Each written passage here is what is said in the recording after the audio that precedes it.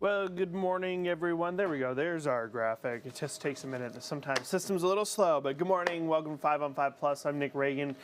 We are here from our First Alert desk with our top headlines and, of course, weather from our First Alert meteorologist Samantha Roberts here coming up in just a moment. We're going to get into our top headlines in just a second, but first, we are watching the redistricting fight play out here in South Carolina at the State House right now. A committee meeting going on to hear the potential for two bills. The first one to push back the election dates for congressional races. Those are races like the 1st Congressional District here that is held by Representative Nancy Mace. Of course, she's running for governor, so she's not in that race right now. And the other one would be to redraw the congressional maps. Both of those are being heard in this subcommittee hearing. I'm watching it over here on a side computer. We'll have updates for you all throughout the day as those decisions are made by our state lawmakers.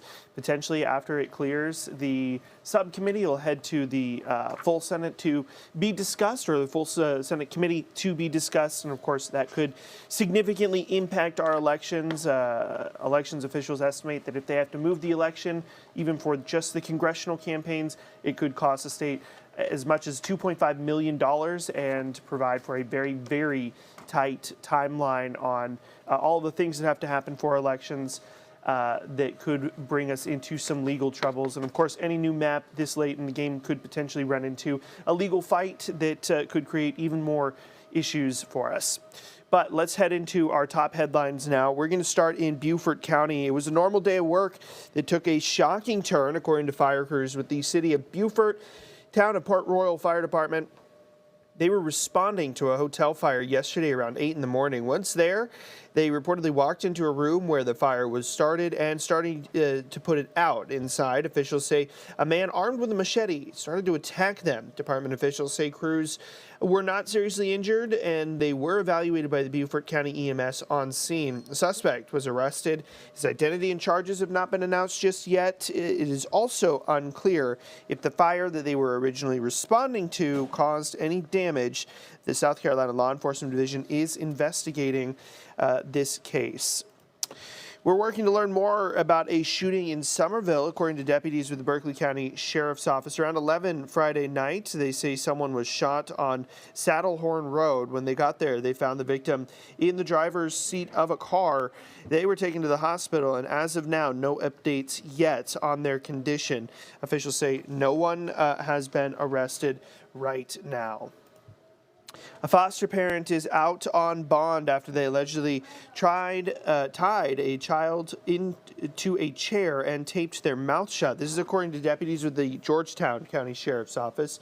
This woman, 58-year-old Rosa Singleton, was arrested Friday and charged with unlawfully placing a child at risk or causing harm. Investigators say 2 elementary school students told a school resource officer that they were being abused. They say Singleton allegedly tied one child to a chair, taped his mouth shut as punishment. Right now, the Department of Social Services is helping and coordinating emergency placement for the children. All right, let's take a peek outside. There it is. There's the shot of the Ravenel in downtown Charleston. Kind of a cloudy and cool start to your Tuesday morning. We do have First Alert meteorologist Samantha Roberts standing by now with a closer look at your forecast. Good morning to you. We are a lot cooler today. Temperatures only topping out in the low to mid 70s. We're running almost 10 degrees below average. Maybe a sweatshirt today. Going to be pretty cloudy and windy out there, but we're already warming up by tomorrow. We're back in the 80s. Lots of sunshine through the end of the work week after today, and a big warm up this weekend. Have a great Tuesday.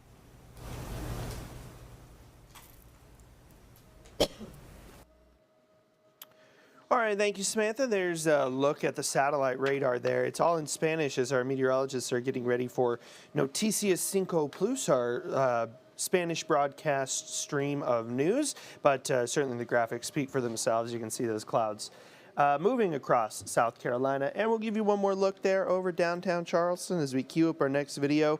Out of Cross, a controversial move in Berkeley County is one step closer to approval. Last night, leaders decided to fit or rather lift a development moratorium in the Cross area. The move is facing pushback from many community members, saying that it would negatively impact the rural community and local wildlife. The lift would allow for a solar generation facility to move forward with its plans to build a facility nearby. The project would lead to power for more than 37,000 homes in the area. Now, the Land Use Committee, they recommended them to move forward with lifting the moratorium.